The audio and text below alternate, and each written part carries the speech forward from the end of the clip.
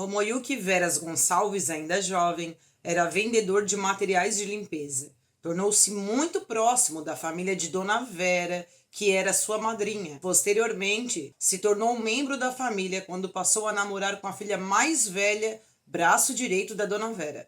Esta é Flaviana Menezes Gonçalves. Ainda adolescente, era empenhada nos estudos, inteligente e esforçada. Mas com o desenvolvimento do romance, ela acaba engravidando. Romoyuki e toda a família ficaram muito felizes. Casaram, organizaram seu lar para esperar o nascimento da tão desejada criança. Esta seria a primeira filha do casal, primeira sobrinha da família e primeira neta. Nesse lar familiar amoroso e doce, que nasceu Ana Flávia Martins Menezes Gonçalves, aquela que futuramente azedaria a relação familiar, perversa, fria, calculista, cabeça de um crime que chocaria todo o país. Ficando conhecida como a Suzane Richthofen do ABC, Ana Flávia não só acabou com a vida dos pais, como também do próprio irmão. Olá, minhas deusas e deuses do Olimpo, eu espero que vocês estejam bem. Aqui é a Cris Nunes e sejam todos muito bem-vindos ao canal Doc Criminal. Peço para vocês já no início do vídeo que nos deixem aquele like, comentem aqui embaixo o que vocês pensam a respeito deste caso e quais mais casos vocês gostariam de ver por aqui.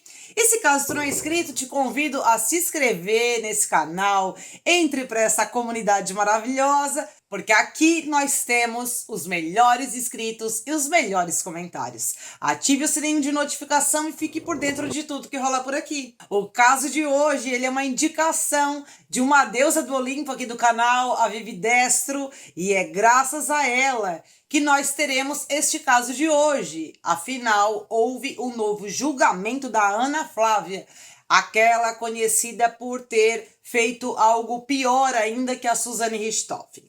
Então, é graças a Vivi Destro que nós temos esse caso de hoje. Agora, dados os recados da missa, vamos para o caso.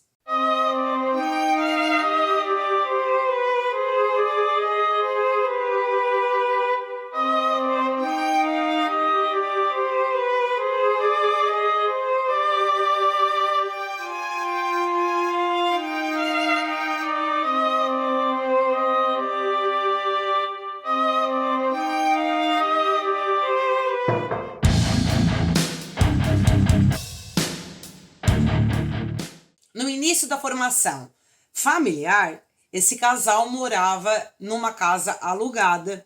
A Flaviana trabalhava como enfermeira, o Romoyuki trabalhava como representante de vendas. E, resumidamente, para falar dos dois, a gente pode atribuir a palavra trabalhador.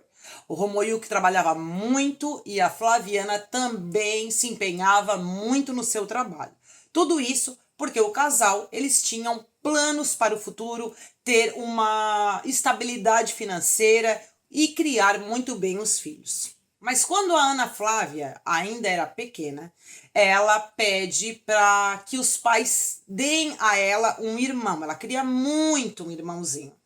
O casal foi pensando até que, de fato, a Flaviana acaba engravidando e posteriormente nascendo, então, o segundo filho do casal, Juan Victor Gonçalves. O Juan e a Ana Flávia se davam muito bem. O Juan vivia grudado na Ana Flávia, via a irmã como uma referência, bem como a Ana Flávia se dava muito bem com o irmão, estava muito presente na vida dele. Não só a família, entre eles se davam muito bem, havia uma proximidade entre a família do Romoyuki com a família da Flaviana. As duas famílias eram como se fosse uma só família. Alguns integrantes moravam até próximos à casa da Dona Vera. A Dona Vera, por um período, morou próximo à casa também da Flaviana, o que possibilitou por muitas vezes ela ajudar na criação desses netos, do Juan e da Ana Flávia. E para a gente poder dar uma esclarecida já no início do vídeo sobre o Juan,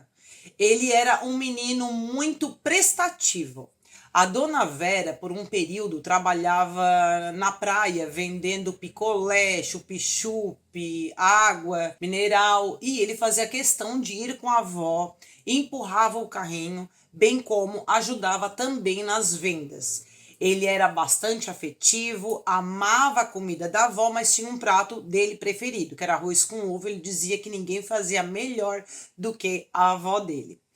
O sonho dele era trabalhar com mecânica ou, quem sabe, ser astronauta. Ele amava tanto essa avó que até mesmo no período da adolescência ele fazia questão de apresentar a Dona Vera para todos os amiguinhos dele. Tanto que os colegas chamavam a Dona Vera de vó. Com o passar dos anos, esse casal foi juntando dinheiro para adquirir a casa própria. É quando eles compram uma casa em Americanópolis. Nesse período, Homoyuki trabalhava como um empresário de uma prestadora de serviço de montagens de automóveis. E, posteriormente, com o esforço do casal, eles adquirem também uma casa na Praia Grande, que fica no litoral de São Paulo. Quanto a Ana Flávia, ela era, quando criança, uma menina bastante inteligente, se destacava nas turmas que ela estudava, tinha boas notas e apelidou o irmão Juan de Jean. Inclusive, é no período da pré-adolescência que algo começa a chamar a atenção na personalidade dessa guria. Ela tinha um diário. A tia acabou lendo esse diário para poder entender o que a sobrinha estava passando, mas para a decepção de todos, a Ana Flávia dizia que amava mais a professora do que a própria mãe. Quer dizer, a Flaviana não era mãe dela, porque a Flaviana não era boa. Boa mesmo era a professora que defendia ela lá das brigas que ela fazia na escola. O Homoyuki não gostou nada disso.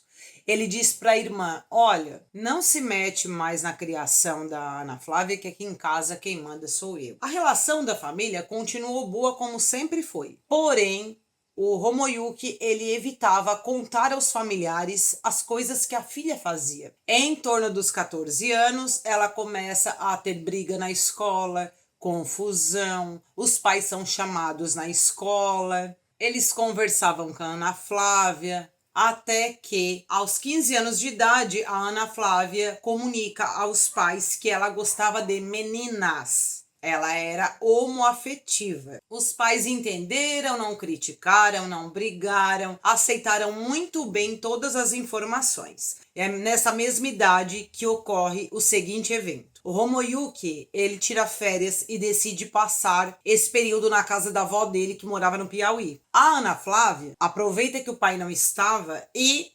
desaparece de casa, ela foge, ela some. Essa mãe percebe a falta da Ana Flávia, vai procurando a filha, comunica aos familiares, ela não havia ido para casa de ninguém, acaba chamando inclusive a Dona Vera, a mãe dela, para vir ajudar a procurar essa filha. A Dona Vera, por sua vez, havia feito uma cirurgia de retirada de útero, pois estava com câncer. Isso havia ocorrido há poucos dias. Ela se desloca da casa dela e vai até a casa da Flaviana. Elas vão na delegacia, que naquele momento não haveria possibilidade de registrar um boletim de desaparecimento, já que havia pouco tempo que a guria tinha saído de casa. No dia seguinte, a família vai entrando cada vez mais em desespero, passa a colocar vários cartazes distribuídos na região com a foto da Ana Flávia em busca dela. Até que tio da Ana Flávia, irmão do Homoyuki, recebe uma ligação anônima informando o local onde a Ana Flávia estaria. Porém, naquele dia que ele, como era empresário, pegava todo o dinheiro e levava para casa. E foi assim, saindo do trabalho com esse dinheiro, que o mesmo se desloca atrás da sobrinha para tirar ela do local. Coincidência ou não, este tio ele é assaltado no caminho, perdendo não só a quantia em dinheiro, como também a moto. Ele fica de a pé, sem nada, sem encontrar a sobrinha. Logo ele chama por ajuda de outro familiar que vai até um determinado ponto para levar ele para casa. Ana Flávia continua desaparecida até que a Dona Vera tem uma intuição que a neta estaria na casa da Angélica. A Angélica é uma moça que, segundo essa avó, elas tinham uma relação amorosa. A Dona Vera e a Flaviana vão até a casa da Angélica, que ficava numa comunidade. Elas batem na porta e insistem em entrar na residência, que por sinal estava uma bagunça, uma sujeira bem relevante, e lá dentro estava a Ana Flávia escondida, dando uma de coitada, né? Como se ela tivesse em Nárnia. E a guria, não, não vai, não vai. E ela foi. Voltou para casa com a Dona Vera e com a Flaviana. Por fim, o Homoyuki, sabendo do desaparecimento da filha, nem aproveitou as férias e voltou para casa. Em casa, a família reunida questionam a Ana Flávia o porquê que ela fugiu, o que aconteceu lá, e ela disse que ela não sabia. Ela não sabia nem o que aconteceu lá, ela não sabia explicar o porquê que ela fugiu, ela não sabia de nada. A Dona Vera já via uma diferença de comportamento nela que realmente era preocupante. E também as músicas que ela ouvia era algo que chamava atenção. Porque na real mesmo, tanto a Flaviana quanto o Homoyuki, eles passavam a mão na cabeça da filha. Tudo que essa filha queria, na verdade, ela tinha. E foi assim que as coisas foram evoluindo. Após isso ocorrido, o Homoyuki se sente desconfortável de continuar morando naquele local, naquele bairro, já que ficou mal visto a questão da Ana Flávia. E o que eles fazem é vender essa residência e comprar uma outra residência em Santo André, onde a família passou a residir. Logo, eles também montam um próprio negócio, que é um quiosque de perfumaria instalado dentro de um shopping, do qual a Flaviana era a proprietária, a administradora e trabalhava ali o dia todo. E a Ana Flávia passou a trabalhar por um período no mercado, depois passou a vender celular. Nesse período, ela se envolve tanto com mulheres quanto com homens, bem como iniciou o curso superior, depois ela tranca, ainda nessa fase que ela conhece a Juliana. A Juliana, ela era vendedora da perfumaria da Flaviana, gostava de estar presente nas reuniões familiares na casa da Ana Flávia, era muito família, bastante apegada também no Juan. Até que a Ana Flávia volta a fazer curso superior, desta vez na área de eletrônica, mas acaba desistindo do curso e não retornando a fazer mais curso nenhum a partir disso. E quanto ao relacionamento dela com a Juliana, as coisas se desenvolveram até ao casamento, porque as duas acabam se casando, ocorre uma comemoração e toda a família vai comemorar com elas esse casamento.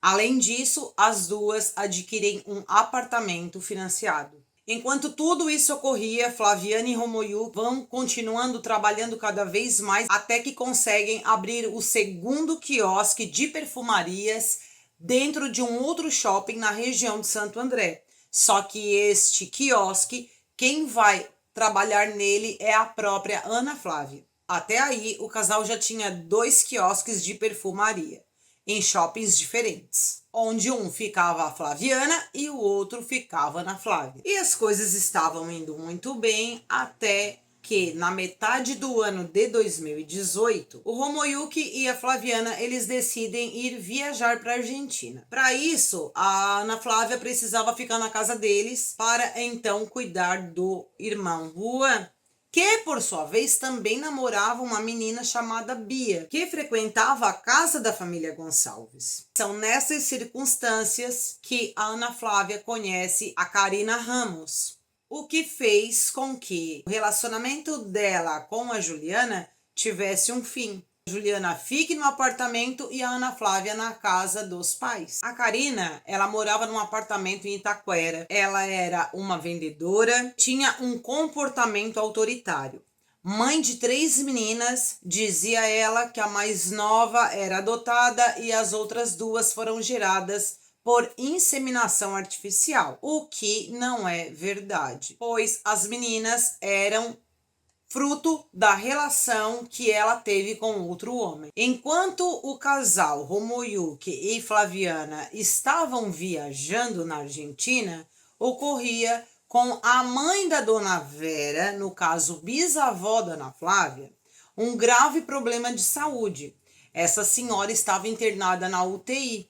Por isso, a Dona Vera pedia ajuda para Ana Flávia para levar algumas coisas ou ir com ela ao hospital. E é inclusive nessa fase que a Dona Vera acaba conhecendo a Karina, que vai até o hospital com a Ana Flávia e se apresenta como uma delegada da Polícia Civil. É isso mesmo. Só que isso não era verdade, mas ela dizia isso para os familiares da Ana Flávia, que também não fazia questão nenhuma de desmentir aí a sua nova namorada. A Ana Flávia leva a Karina também na casa dos pais para apresentar a nova namorada ao irmão e também a namorada do irmão, Bia, que lá estava. Quando o casal Romoyuki e Flaviana chegam em casa, é bem que havia outros moradores na casa deles. Lá estava não só o Juan e a Ana Flávia, como também a Karina com as suas 3 filhas. Não demorou muito para que o Romoyuki se apegasse muito nessas crianças, passasse a levar para elas brinquedos para que pudessem se divertir, se distrair. A Flaviana também amava essas crianças, adorava estar com eles em casa, mas algo incomodava a Flaviana, que era a autoridade que a Karina tinha, inclusive para modificar os móveis.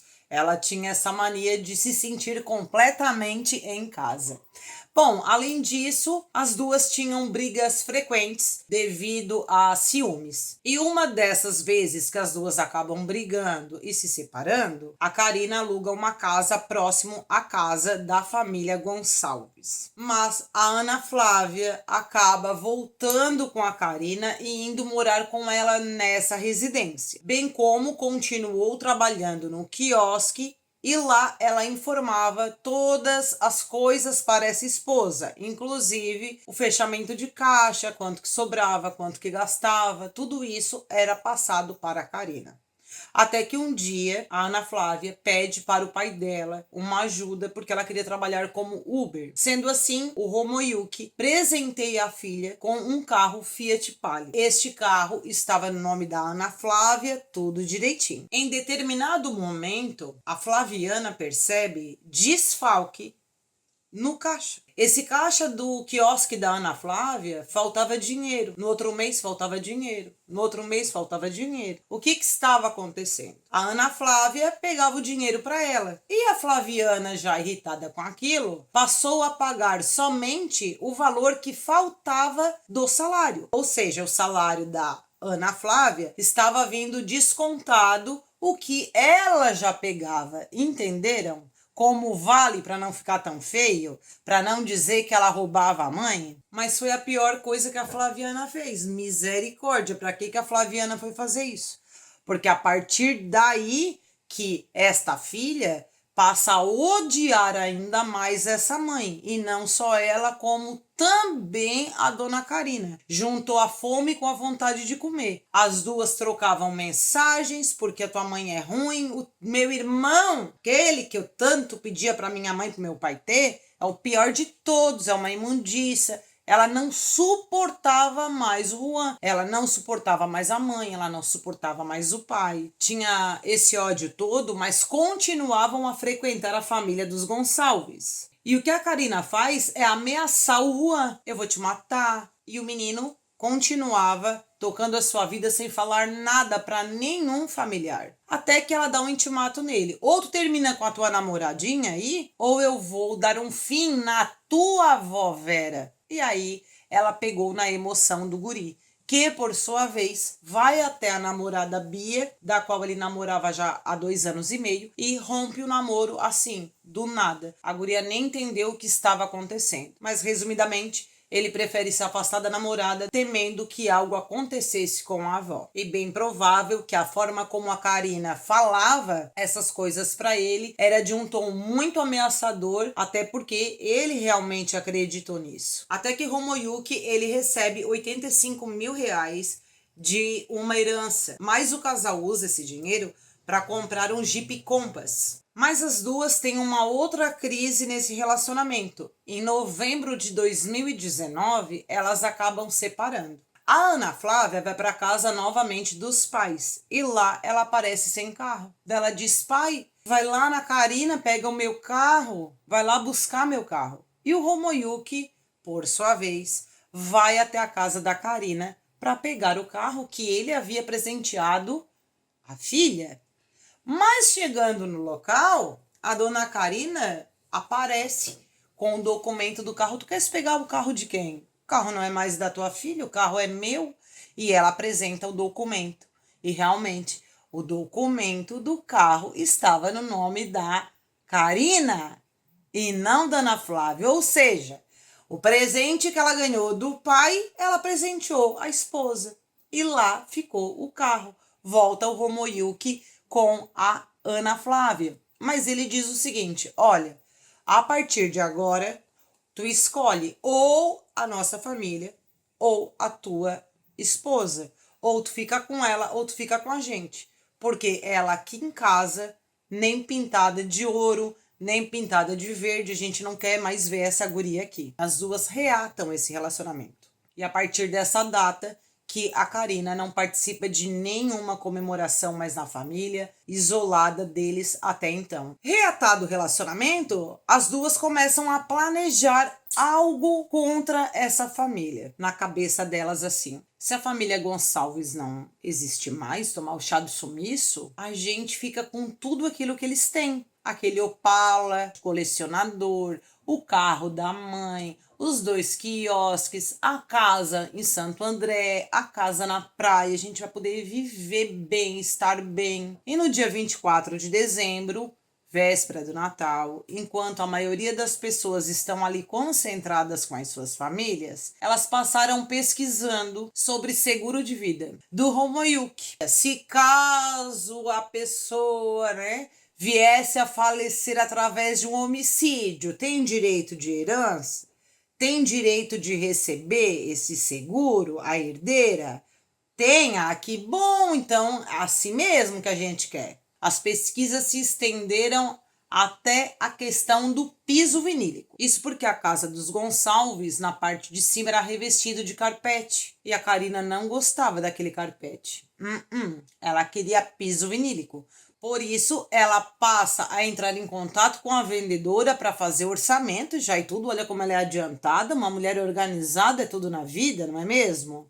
Ela passa as medidas exatas dos 2 quartos da casa da família Gonçalves para saber quanto gastaria para essa reforma, porque assim que eles tomassem chá de sumiço, ela já estava lá dentro. Tá, mas como é que vai pegar o carro? Será que não é melhor a gente tocar fogo? Porque daí, tocando fogo, a seguradora dá um carro zerinho, igualzinho, mas muito melhor do que eles, ainda que eles estão andando. Na véspera do Ano Novo, Réveillon, Ana Flávia e Karina passam a virada do ano num motel, junto com 2 dos quais iriam participar posteriormente daquele evento e um outro que não participou. Então, eles ficam no motel em 5 pessoas, tomando banho na banheira, se divertindo, bebendo e sabe lá Deus mais o que fizeram. No início de janeiro, as duas entram em contato com o Guilherme, que morava próximo à casa delas, bem como com o Jonathan e o irmão do Jonathan, que é o Juliano. Todos eles ali se conheciam muito bem. Tanto a Ana Flávia quanto a Karina, que conhecia também o Jonathan, o Guilherme e o Juliano. Porque os 5 faziam orgia. Os 5 tinham um envolvimento sexual com outro. Era assim, uma troca.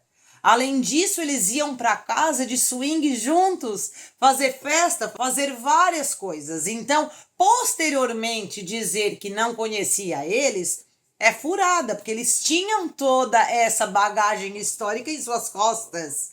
Entenderam? Falando com eles sobre a possibilidade de fazerem algo contra a família da Ana Flávia. Eles, a princípio, ficaram pensando que nada aconteceria, que aquilo não iria para frente, mas o fato é que elas já estabelecem uma data, que seria 27 de janeiro. Os familiares do Romoyuki dizem que eles casaram em setembro, mas eu acredito que essa data de 27 de janeiro seria uma comemoração deles com relação à data que eles foram morar juntos, ou que eles iniciaram um namoro. O fato é que todo 27 de janeiro, o Romoyuki preparava uma janta para a Flaviana e para os filhos, e provavelmente aquilo naquele ano também aconteceria. Por isso, a princípio, essa data já fica estabelecida. No dia 25 de janeiro, faltando 2 dias para o ocorrido, a Karina pergunta a um grupo no Facebook se algum deles tinham o conto da escada, porque ela estava procurando, não achava, e quem usaria desse conto era o cunhado dela. Por isso ela faz esse pedido. O conto da escada é algo que diz sobre pai e filho descem a escada junto com a esposa para o inferno e pede licença ao diabo para entrar. É uma coisa desse gênero. E chega o dia 27. Elas queriam ficar com tudo e para ficar com tudo era preciso executar todos. Elas sabiam que somente as duas não conseguiriam fazer isso. Por isso, neste mesmo dia, todos se reúnem na casa da Karina. Para isso, ela conta com a ajuda de 2 primos dela, o Juliano Oliveira Ramos Júnior e o irmão dele, Jonathan Fagundes Ramos, e mais um vizinho, o Guilherme Ramos da Silva, de 18 anos. Os 3 guris aceitam a proposta feita por elas, que, por sua vez, disseram a eles que dentro de casa havia R$ 85 mil guardados dentro de um cofre. Além disso, havia os cartões bancários com a Flaviana. Mas essa alegação do cofre é uma outra mentira, gente, porque esse cofre ele era pequeno, solto dentro do roupeiro. Facilmente alguém pegaria esse cofre e levaria embora e desse um jeito de abrir, porque difícil não é. E por que eu digo que essa desculpa que eles dão é uma mentira? A Karina, que tinha 31 anos, e a Ana Flávia, que tinha 24 anos na data do crime, elas levam os 3 guris dentro do condomínio às 6h16 da tarde. Para que eles pudessem conhecer o condomínio, ver onde é que tudo iria acontecer. Eles têm acesso à casa porque a Ana Flávia tinha a chave. Era possível observar que o condomínio era constituído de casas lado a lado e todas elas possuíam 2 pisos.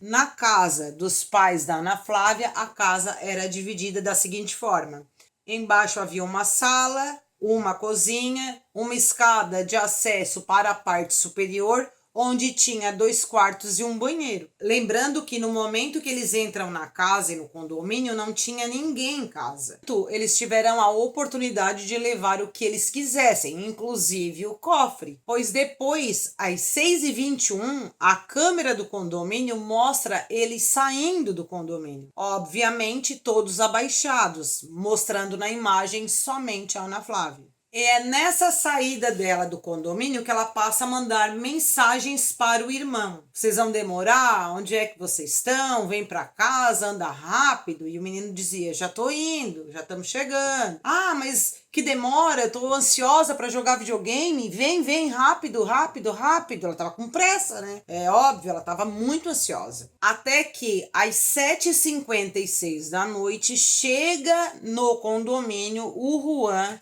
junto com o pai Romoyuki. Eles estavam no Opala. E logo atrás entra também a Ana Flávia. O pai coloca o carro na garagem, ela, por sua vez, também coloca o carro na garagem, mas dentro do carro estava todos os 3 guris ali, esmagadinhos, esperando o momento que se seguiria a partir dali. O pai e filho entram na casa, o Romoyuki vai para a cozinha e a Ana Flávia já entra logo atrás para jogar videogame com o irmão na sala. E é nesse período onde o Romoyuki estava preparando a janta, que seria uma data especial, ele sempre fazia frango empanado com creme branco e arroz. Ele liga para Dona Vera, super feliz, gente. Ele estava naquele dia muito contente, porque era uma data comemorativa. E ele diz, eu já estou fazendo a janta, já estou preparando o molho branco. E ele mostra para Dona Vera o que ele estava fazendo e conta que depois da janta, assim que a Flaviana chegasse, logo após eles iriam sair para aproveitar e comemorar aquela data. A dona Vera fica feliz pela família por ver que a Ana Flávia estava ali, o Juan, bem como o Romoyuki. Até que 8h10 da noite, quem entra no condomínio de a pé é a Karina. Naquele calorão, ela me aparece com uma roupa parecendo um moletom com um capuz tapada a cabeça e entra no condomínio. Depois ela vai até um estacionamento e fica ali fumando. E essa entrada dela no condomínio é bem provável que quem autorizou foi a Ana Flávia. Mas às 9h04 da noite, os guris têm necessidade de ir no banheiro, porque eles já estavam ali há tempo. Por isso, a Ana Flávia vai até o carro, passa pelo estacionamento, pega a Karina e eles se deslocam até para fora do condomínio, indo para a rua na frente. E lá os guris fazem suas necessidades até que 10h01 da noite, todos os 5 voltam para dentro do condomínio, sendo que Ana Flávia estava dirigindo, Karina abaixada e os outros 3 também. Ao chegar na frente da residência, a Ana Flávia não coloca o carro na garagem, ela coloca em cima da calçada. Até porque daqui a pouco a mãe já chegaria para colocar o carro na garagem. Com o carro estacionado, a Ana Flávia entra novamente na casa dos pais. Portanto, o cenário era o seguinte: Ana Flávia jogando videogame com o Juan e o Romoyuki fazendo a janta e esperando a esposa. Quando de repente, do nada, porta dentro, chega a Karina, dizendo: tô sendo assaltada, socorro. E atrás dela, mais 3 rapazes. Um deles armado, dizendo que estava ocorrendo um assalto. Rapidamente, eles imobilizam tanto o Juan quanto o Romoyuki. Amordaçam os dois, usam presilhas, alguns chamam de enforca-gato, amarrando os braços deles para trás. Eles levam os dois, pai e filho, para a parte superior. E lá em cima eles começam a dizer que queriam dinheiro, queriam o segredo do cofre. O Romoyuki, por sua vez, passa o segredo do cofre, mas diz que não fizesse nada com o filho dele, para que eles não fizessem nada contra o Juan. Quando eles abrem o cofre, eles percebem que não tinha nada dentro. A Karina, por sua vez, diz que era preciso esperar a sogra chegar para passar as senhas do cartão de banco que estavam com ela e que só ela sabia. É claro que isso tudo é um papo furado, porque, como eu disse para vocês, oportunidade para roubar a casa eles tiveram antes. Mas não era esse caso que ocorria ali. Logo depois, eles são encaminhados até o quarto do Juan e lá amarram também os pés dos dois utilizando o cadarço de tênis. Sendo eles totalmente mobilizados, ficam virados para a parede, até que a Flaviana chega no condomínio às 10h36 da noite. E assim que ela abre a porta, também é rendida. Eles fazem a mesma coisa com ela. Eles já imobilizam ela, amordaçam para que ela não gritasse, levam ela para a parte de cima da residência. Eles espancaram muito a Flaviane, bem como espancaram bastante o Juan e o Romoyuki, que não tinham como se defender. A Flaviana, a Karina, pega um pano bem encharcado com água sanitária e enfia na boca dela. Posteriormente, ela coloca a Flaviana de bruços no chão, coloca um saco preto, eu acredito que de lixo, na cabeça da Flaviana, fazendo com que ela sufocasse. Depois envolve com um fio de carregador de celular no pescoço e ela, em cima das costas da mulher, fez força para trás, cometendo aí um enfor. Só que nisso tudo, a Flaviana, ela tentava sobreviver a todo momento. Portanto, era muito difícil segurar o corpo dessa mulher. Acredito eu que deve ter machucado e bastante nesse momento. Até que a mesma começa a se debater e acaba perdendo a sua vida dessa forma bastante trágica. Além disso, tanto Romoyuki quanto Juan ouviam tudo o que estava acontecendo. Mas para piorar tudo, eles pegam o Juan, que é colocado também de bruços, Em cima do corpo da mãe, a Karina coloca um outro plástico na cabeça dele, envolve o fio de carregador, o mesmo que ela usou na Flaviana. Ela puxa, só que no caso do Juan, no momento do enfor, ele se debate demais, o que faz com que ele desamarre os braços. É quando a Karina para, eles seguram novamente o Juan, ela olha bem para ele e diz assim: eu não falei que eu ia te matar? E é nesse momento que o guri acaba urinando em cima da própria mãe. Ela não desiste, coloca ele de bruço, novamente bota o saco na cabeça dele, envolve novamente o pescoço, fazendo força com o cabo para trás, até que o Juan entra numa fase de se debater ainda mais, e eles que seguravam esse corpo, por sua vez, tinham que segurar com mais força, até que o Juan perdeu a sua vida. O Homoyuki ocorreu da mesma forma, eles colocaram ele em cima da cama, mas no momento em que ocorria ali o enfor, ele se debateu demais e talvez o Homoyuki tinha um pouco mais de força, o que fez com que o Jonathan desse umas 2 coronhadas na cabeça dele até que facilitasse com que outra pessoa terminasse o uso do fio de carregador para cometer aí o enfor em cima da cama, de frente para os corpos da esposa e do filho. Após essas ações, a Ana Flávia e a Karina colocam os carros na garagem, onde o porta-malas ficava para a parte de dentro e a parte da frente do carro para fora. Ali foram colocados os objetos que eles roubaram, como TV, videogame, itens de perfumaria que tinha em casa, algumas bijuterias, joias, algum valor ali em dólares e mais R$ 8.000. Esses itens do roubo foi colocado dentro do Palio da Ana Flávia, enquanto os corpos foram colocados no porta-mala do Jeep Compass. Virado à noite, sendo já 28 de janeiro, a 1h14 da manhã, sai do condomínio Palio da Ana Flávia, dirigido por ela mesma, e atrás estava a Karina dirigindo o Jeep Compass. Assim que eles saem do condomínio, a Ana Flávia ela vai até a casa onde ela morava com a Karina e de lá ela vai mandando mensagem para a esposa que esperava ela em determinado local. Além disso, ocorre uma troca de carro. Ela deixa o carro dela em um ponto onde fica com o Guilherme, que por sua vez vai para a casa da namorada, deixando lá todos os itens que o grupo havia roubado. Mas é por lá mesmo que ele vai ficar, porque dali em diante ele não participa mais das ações. O Jonathan, que estava com a Ana Flávia, ele pega o carro dele, que também é um Fiat Palio, só que na cor preta.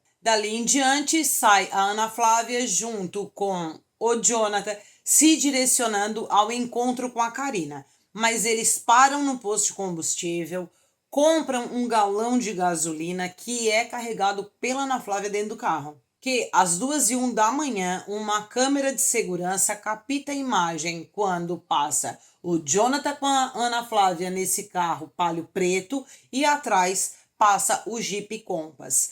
Ambos os carros se direcionavam para o bairro Montanhão, onde é mata e fica numa estrada principal, mas eles pegam uma outra estradinha que fica a poucos metros da estrada principal, chamada Pedra Branca. No local, a Karina para o Jeep um pouco mais à frente, desce do carro, enquanto o Jonathan também desce do carro Palio e leva o galão de gasolina para a Karina, que por sua vez começa a colocar o combustível ao redor do carro, iniciando pela porta direita do Jeep. Assim que ela acaba de encharcar tudo de gasolina, ela vai até o Jonathan, que estava fumando, pega o cigarro dele e joga contra o combustível, que faz aquela combustão, aquela explosão, né?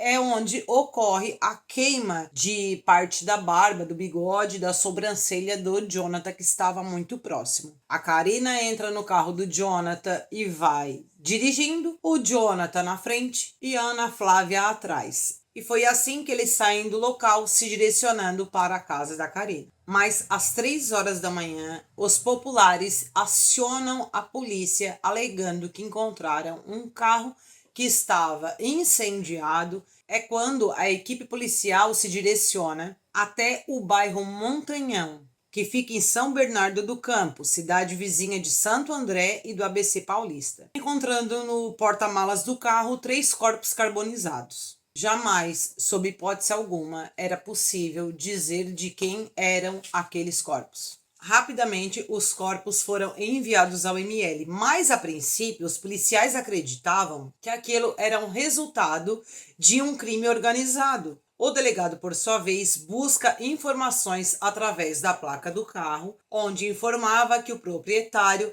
era o senhor Romoyuki Veras Gonçalves, 43 anos, casado com Flaviana, de 40 anos, e se tratava de um pai de família.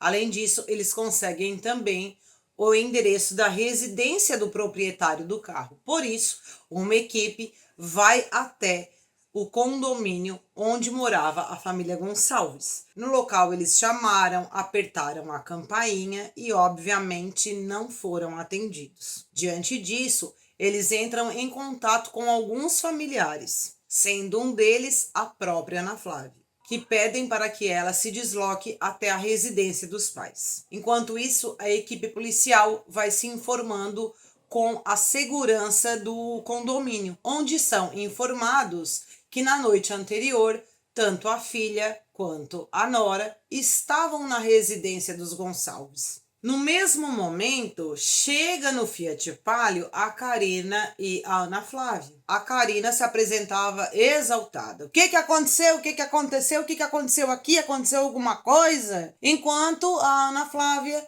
já estava do lado do carro chorando. Se ela não sabia de nada, por que ela estava chorando? Não tem fundamento, mas tem gente que é precipitada quanto ao teatro. Mas a cena era essa. Os policiais perguntam a elas onde estava a família, que haviam descoberto um carro incendiado, se tratava ser de Romoyuki, e a Karina presta, logo ainda no condomínio, a primeira versão, dizendo que estavam todos muito bem na casa, que eles iriam jantar, que a sogra, assim que chega, recebe um telefonema.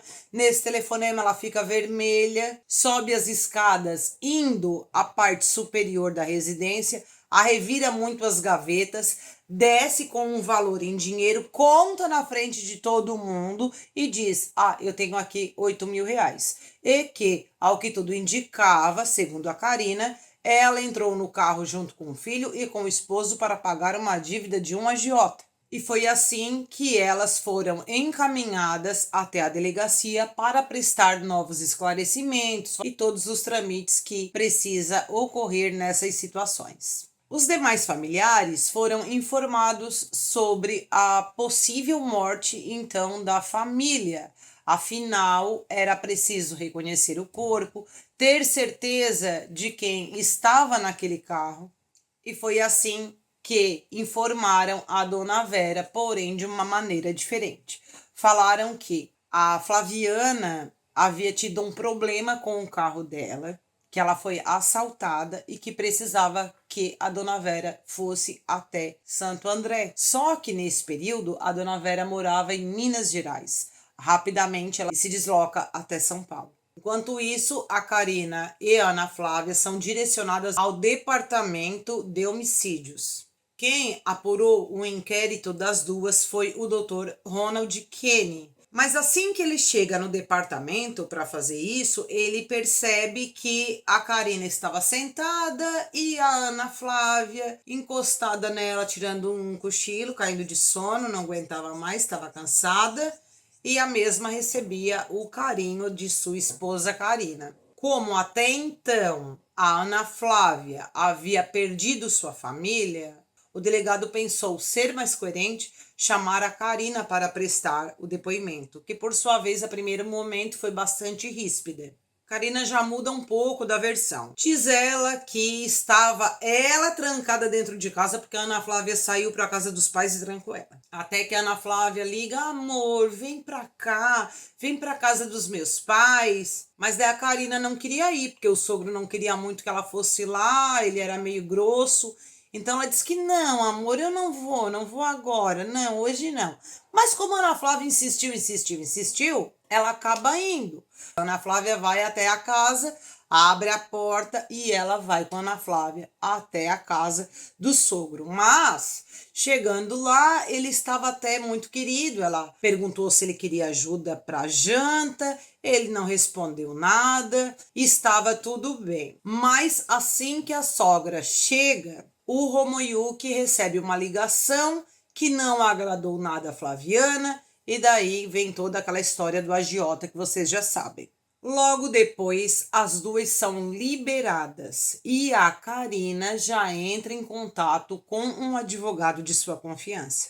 Quando a polícia tem acesso às imagens do condomínio, a história contada pela Karina já não batia. Além disso, uma outra equipe policial permanece no condomínio falando com família por família se alguém ouviu alguma coisa, se alguém viu algo diferente. Foi quando um dos moradores informou à polícia que sabia que Karina não era mais bem-vinda na casa dos Gonçalves.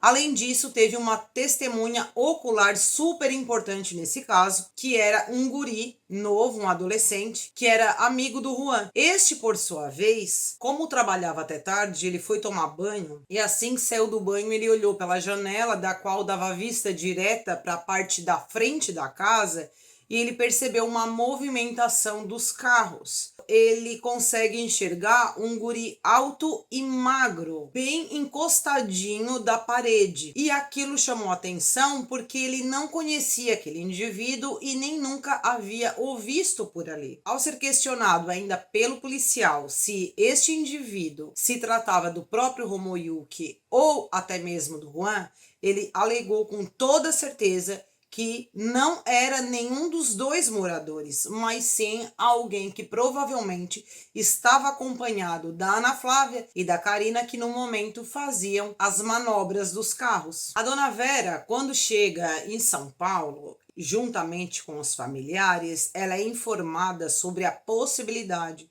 da morte da filha, do genro e do neto dentro do carro da polícia, quando a mesma é levada até o IML. Só havia uma possibilidade de reconhecer os corpos para então fazer o velório, que era através do estudo da arcada dentária. Não tinha outro modo. A dona Vera, naquele estado que estava, mas ela consegue informar que o Juan usava aparelhos dentários e que a Flaviana havia feito um implante dentário. Os policiais questionam ela se, por acaso, tinha alguma documentação desses tratamentos odontológicos. E ela disse que tinha, que estava na casa da filha, porque ela guardava em pastas. E foi assim que ela, junto com o irmão do Romoyuki e mais dois policiais, vão até a casa da família Gonçalves. Lá chegando, é chamado um chaveiro para abrir a porta da casa. Rapidamente, aqueles policiais que estavam ali perceberam que não havia sinal de arrombamento na casa. Tudo estava muito bagunçado, tudo arrevirado, tênis jogado por toda parte, roupa jogada por todo lugar. Bem como perceberam que não havia uma TV. E quando chegaram no quarto, viram manchas de sangue tanto no chão quanto na cama, além do forte cheiro de urina. Além disso, observaram que tinham filés dentro da panela com óleo, mais uma bacia de filés que seriam provavelmente preparados, mostrando uma cena que foi interrompida muito rapidamente. Mas essa equipe acaba pegando a pastinha para poder levar ao IML e fazer então o reconhecimento dos corpos, isolam o local para que ocorresse a perícia. No dia 29, a polícia pede a prisão temporária da Ana Flávia e da Karina. E é nesse mesmo dia que ocorre o enterro da família Gonçalves, marcado por forte comoção. Foram sepultados no cemitério do Carminha, em São Bernardo, às 4 horas da tarde. Fizeram uma oração por 15 minutos na presença de 100 pessoas. Novamente na delegacia, porém acompanhadas do advogado, que orientou elas que elas não deveriam falar nada. Afinal, a polícia já tinha as imagens de segurança, havia apreendido o celular que estava no pálio. Qualquer coisa que elas falassem não cairia bem. Mas a Karina faz questão de prestar alguns esclarecimentos. Ela, por sua vez, acaba contando que estava em casa e que a Ana Flávia chamou ela até na casa da família. Ela meio que não queria ir porque a sogra não estava em casa, mas ela foi a pé e que estava vestida com aquele moletom e com capuz na cabeça porque ela sentia muito frio. Ela tem problemas de saúde, por isso que naquele verão, naquele calorão, ela estava vestida assim. Quando ela entra no condomínio, fumou lá no estacionamento, a Ana Flávia pega ela vai até a padaria comer alguma coisa, fuma mais por um tempo, até que voltam para a casa da família Gonçalves. Mas quando eles iam jantar, a Flaviana entra na casa acompanhada de um guri que apontava uma arma para ela. E aí o delegado perguntou, mas tu conhecia o guri? O guri era conhecido de vocês? Ai, é o meu primo, é que eu não queria falar. Eu tenho medo dele. Tá, mas quem é esse teu primo? Ah, é o Juliano. E é assim que inicia uma busca pelo Juliano, que foi feita através de uso de tecnologia, buscando amigos em comum na rede social, que a polícia acaba descobrindo de quem realmente se tratava o tal Juliano apontado pela Karina. A perícia, quando chega na casa, observa uma quantidade significativa de água sanitária próxima do quarto, manchas de sangue nas roupas da Ana Flávia, o que colocava a filha do casal na cena do crime. Quanto aos corpos estudados no ML, altamente carbonizados, mas de uma coisa eles garantiram, que através de estudos avançados foi possível verificar que as 3 vítimas não inalaram fumaça, o que significa que eles já haviam falecido antes de ocorrer a carbonização. Todos os 3 faleceram por traumatismo craniano, devido a golpes que receberam na cabeça, e todos 3 foi do lado direito, o que indicava que o autor das pancadas deveria ser canhoto. Por outro lado, ocorria a busca pelo Juliano, que foi encontrado em Ferraz Vasconcelos, no dia 4 de fevereiro, e o mesmo é encaminhado até o Departamento de Homicídios. Ele alegou que o crime foi premeditado, que certo dia a Karina ligou para ele e ofereceu a ele um serviço. Olha, Juliano, tenho um serviço para ti, eu preciso me mudar e gostaria que tu me ajudasse. E ele, precisando de dinheiro, aceitou. O combinado da tal mudança ocorreria no dia 27 de janeiro. Sendo assim, ele se desloca para a casa da Karina, onde lá se encontravam um tal de Michael e um outro que era o Guilherme. O Guilherme era vizinho da Karina. Mas foi em cima do laço que a Karina propôs a ele cometer um assalto na casa da Ana Flávia e que pagaria a eles para isso, pois lá havia um cofre com 85 mil reais. E como ele estava precisando de dinheiro, pois tinha dívida a pagar, acabou aceitando essa proposta. Porém, a Karina deixou claro que quem tinha a senha dos cartões do banco era a Flaviana e que precisavam entrar na casa e aguardar a Flaviana chegar. E contou também que a Ana Flávia estava a todo momento junto com eles nessa reunião. Logo após o depoimento, ele já é preso e a polícia vai investigar quem era esse tal de Guilherme, que ele intitulou como Lipe, e o tal de Michael. E não é difícil da polícia chegar até ele, já que o Juliano disse que ele era vizinho da Karina. Portanto, a polícia vai direto no local, mas chegando lá, quem atende os policiais é a própria mãe do Guilherme, que disse que ele não estava, mas que sabia que o filho estava na casa da namorada. Esta mãe entra no carro da polícia e vai com os policiais até na casa da guria. e lá realmente estava o Guilherme. Era visível para a polícia ver a TV que foi roubada da casa dos Gonçalves, bem como o videogame que era do Juan. Além disso, tinha alguns itens de perfumaria que também foram retirados da casa. E era com ele que também estava a arma que eles utilizaram para render as vítimas. E foi assim que o Guilherme também é levado até a delegacia para prestar esclarecimento. O Guilherme, ele presta o depoimento aos policiais contando que foi planejado realmente, mas que seria um assalto e não deveria ocorrer morte, mas que a todo momento ele ficou no andar de baixo junto com a Ana Flávia. O que ele fez foi ajudar a roubar os itens da casa e colocar no porta-malas do carro.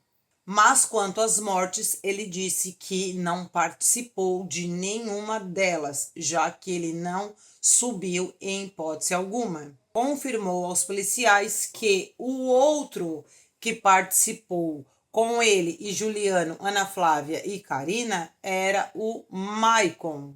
Logo, ele é preso e os policiais dão continuidade na busca pelo tal de Michael. A polícia busca imagens de segurança do posto de combustível onde aparecia um guri alto e magro com aquelas características dadas pelo vizinho dos Gonçalves, o adolescente. Quando eles mostram para o Juliano, ele confirma que aquele guri nas imagens era o tal de Michael. A polícia traz esse Michael que ele disse que viu, que tinha certeza que era ele o participante do crime. Mas quando esse Michael chega até a delegacia e eles misturam mais outros homens junto, nem o Juliano, nem a Karina, nem a Ana Flávia e nem o Guilherme reconheceu quem era o tal Michael. Até que a polícia vai apertando e o Juliano confessa que ele havia mentido sobre o Michael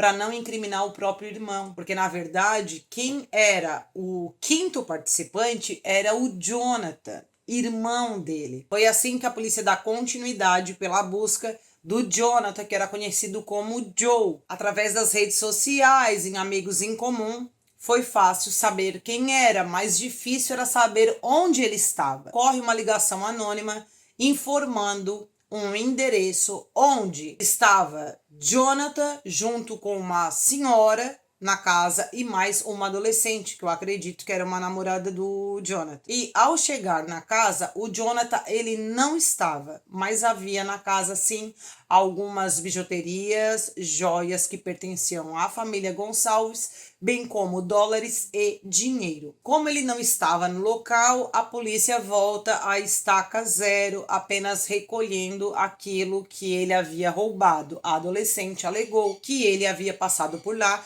e deixado aqueles itens na casa dela. Até que uma testemunha vai até a delegacia e pede para que não seja divulgado nem nome, nem foto, nem nada, mas que sabia onde o Jonathan morava. E sabia também que ele havia participado do crime porque ele estava com o rosto todo queimado. Foi quando a polícia teve acesso às imagens de segurança do carro do Jonathan, comprando gasolina junto com a Ana Flávia na noite do crime. A polícia vai até a casa onde o Jonathan morava. O pessoal da vizinhança informa que a última vez que ele foi visto foi no dia 28, mas que os familiares do Jonathan moravam no litoral de São Paulo.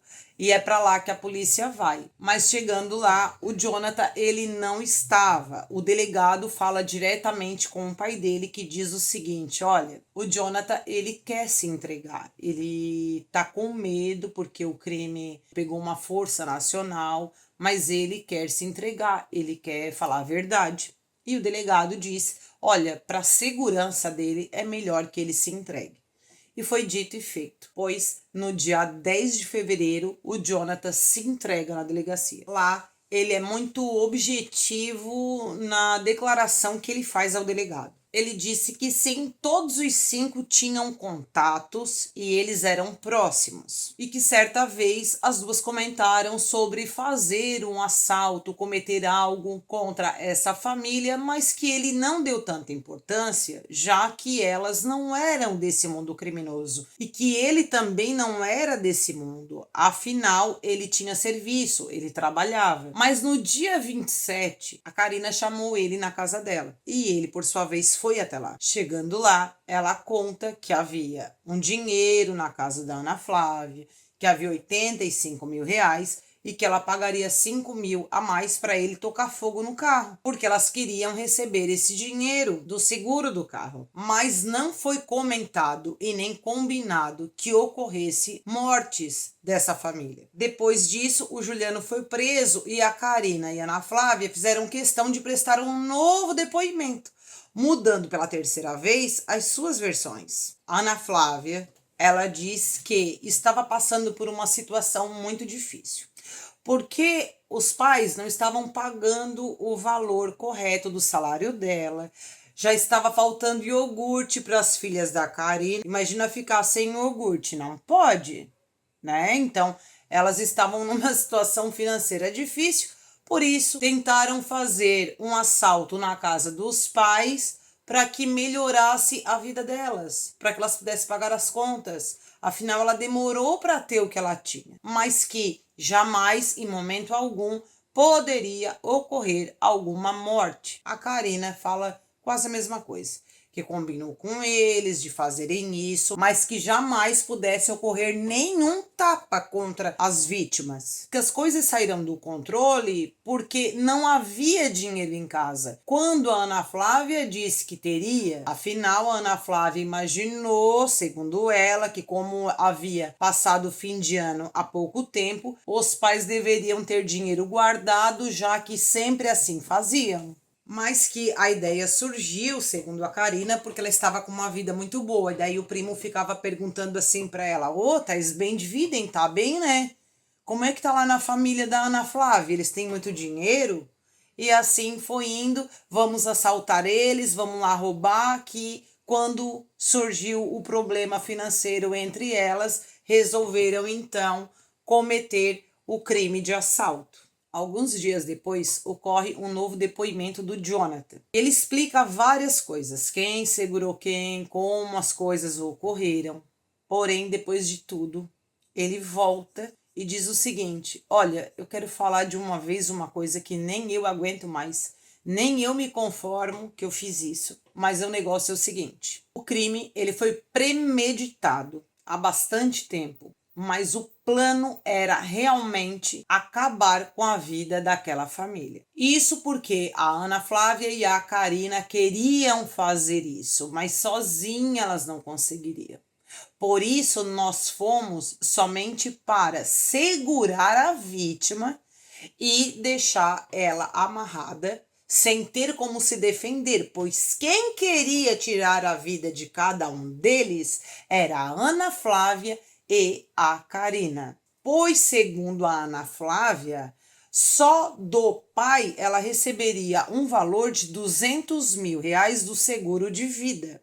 Confirmou que foi Karina quem acabou com a vida de cada um, que ele ajudou sim, tanto a amarrar, segurar e imobilizar as vítimas. Para me resumir para vocês ao todo, é o seguinte: nenhum deles assume que cometeu homicídio. Além disso, eles insistem na questão que foram lá para realizar um assalto, o que é mentira. Em fevereiro do mesmo ano, o grupo foi definitivamente acusado pelo Ministério Público por roubo, homicídio doloso qualificado, do qual é motivo torpe, além do meio cruel, ocultação de cadáver e associação criminosa.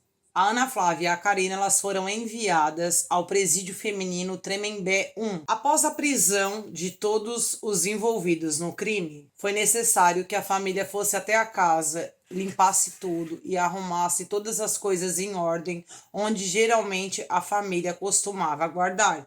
E quem sabia dos lugares tudo direitinho era a Dona Vera. Foi muito difícil para a família novamente entrar naquela casa depois de tudo ocorrido, mas eles fazem todo o trabalho para que houvesse a reconstituição do crime, que ocorreu no dia 12 de março de 2020 e teve uma duração de 11 horas. A Ana Flávia teve dificuldades de participar, ela chorava, mas a todo momento ela dizia que havia participado do assalto, enquanto a Karina mudou de versão umas 3 vezes.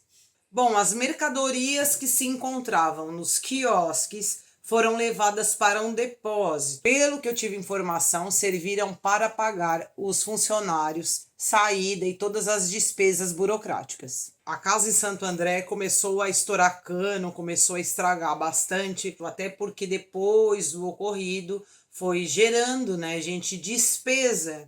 O aluguel do quiosque, condomínio da casa de Santo André, condomínio na casa da praia, são várias despesas que a família foi tentando se ajudar. A intenção da dona Vera é que, se ela recebesse essa herança, ela iria usar todo o dinheiro para doar ao Hospital dos Queimados. Mas, como o advogado da Ana Flávia acaba pedindo para que a Ana Flávia fosse beneficiada com herança, a família passou a não cuidar de mais nada. E após 1 ano das duas presas, elas acabam rompendo o relacionamento. Segundo Ana Flávia, o término do casamento se deu pelo fato da Karina assumir que ela havia ceifado com a vida dos pais de Ana Flávia, bem como com a vida do Juan. Algo que ela não sabia, ela ficou desesperada. Meu Deus, eu não sabia de nada disso, jura que foi tu que fez? Foi tu que fez isso? Não imaginava que tu teria essa coragem. Mas a Karina ainda diz algo a mais. Olha, pra mim que já fiz isso com aqueles 3, pra fazer contigo também é o que menos custa. O amor acabou, daí elas terminaram. Depois disso, elas nem se olhavam mais dentro da prisão, onde uma estava, a outra nem aí. E assim elas deram continuidade. A Ana Flávia trabalha, faz serviços de manutenção do prédio, e a melhor notícia de todas é que ela nunca recebeu nenhuma visita de nenhum familiar, nunca recebeu nenhuma carta, nada. É assim que ela vive, chorando.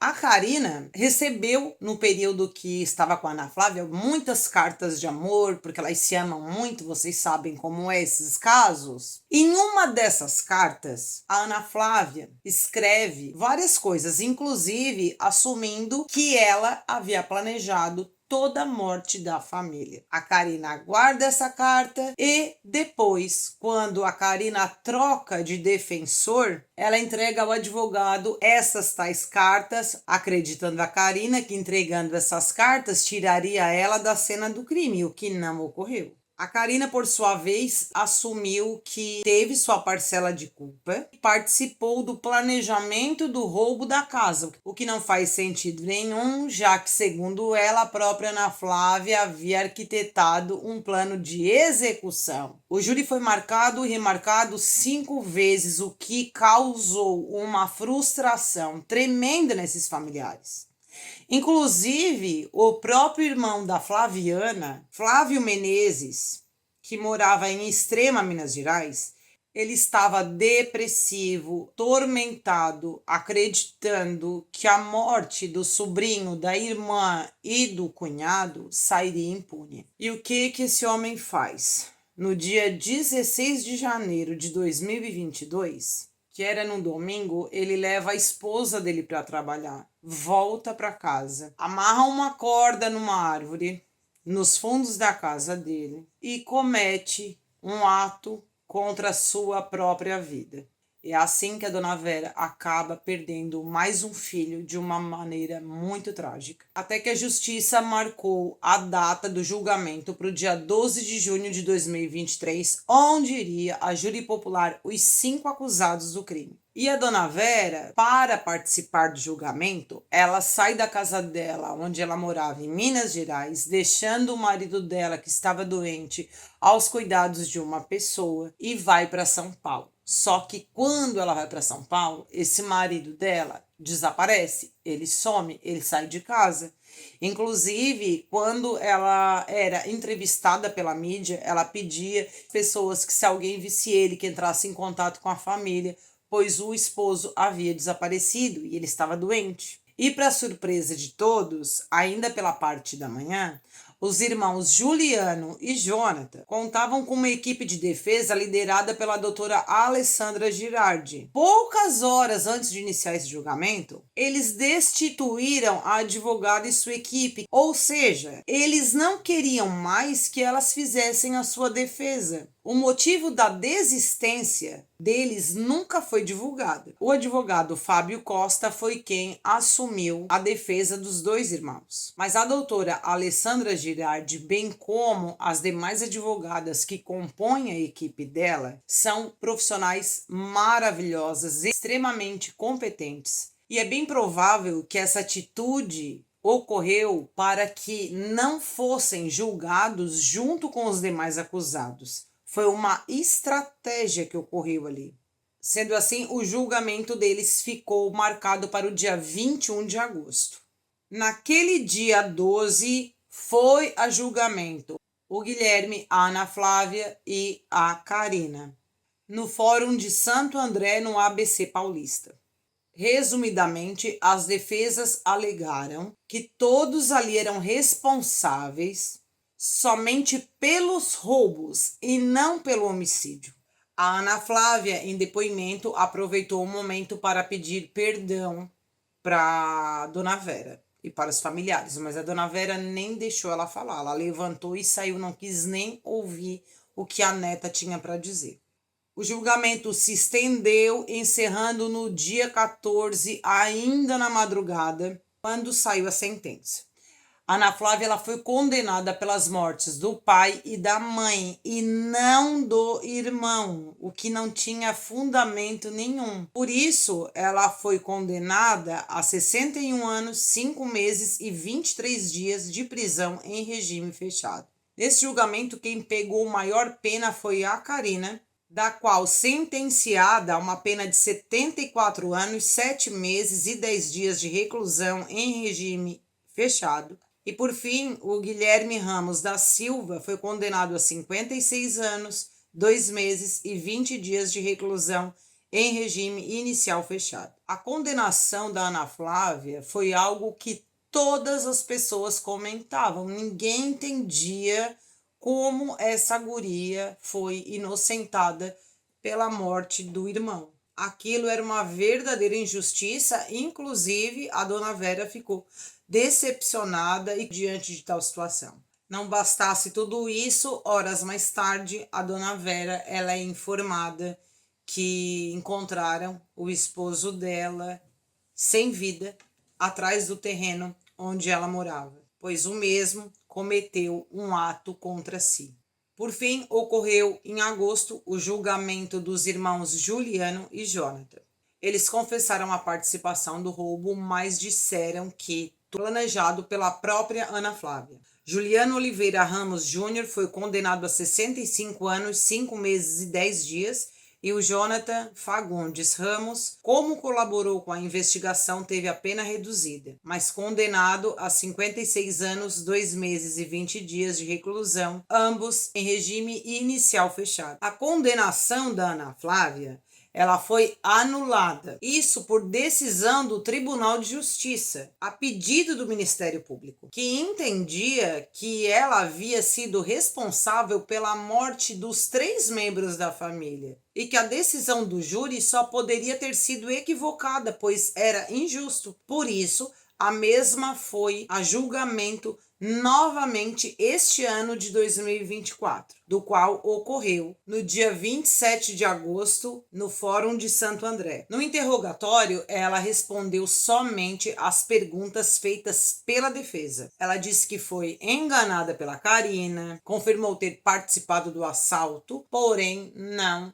dos homicídios. Que em todo momento ela só pensava nas meninas da Karina, em como dar a elas uma melhor qualidade de vida, que se concentrava naquilo que a Karina falava para ela, que ela tivesse calma e que confiasse nela. Mas que foi um erro, ela não deveria ter confiado na Karina e que tudo que ela fez foi devido à pressão que a Karina ficava fazendo psicologicamente nela. Vamos fazer, a gente precisa, vamos fazer um assalto. Ela disse que não sabia que ocorreria tais eventos como aquele de perder os familiares. Alegou também que a convivência familiar estava difícil, que a mãe não pagava ela corretamente, que ela esperava até o mês seguinte, mas chegava no mês seguinte, os pais diziam: esse mês não dá para te pagar o valor cheio, e por isso ela estava tendo dificuldades financeiras. Foi onde ela se viu sem saída e precisou assaltar os pais. A atitude dela durante o julgamento era bastante estranha, porque ela chorava e do nada ela parava de chorar e respondia a pergunta como se tivesse passado tudo. Ela não dava continuidade no choro, algo um pouco estranho de se assistir, não dá para entender bem como funciona a cabeça da Ana Flávia. Mesmo assim, a justiça a condenou por roubo, homicídio doloso qualificado, ocultação de cadáver e associação criminosa, o que se somou a uma pena de 85 anos, 5 meses e 23 dias de prisão. Quanto à herança, até agora estava tudo parado. Mas, como houve esta condenação, é bem provável que eles, a partir de agora, façam a verificação do inventário. A dona Vera, ela continua em orações pela família todos os dias, bem como os demais familiares. Segundo a dona Vera, ela pede forças a Deus, além do discernimento e sabedoria. Mas uma notícia tem acalentado o seu coração.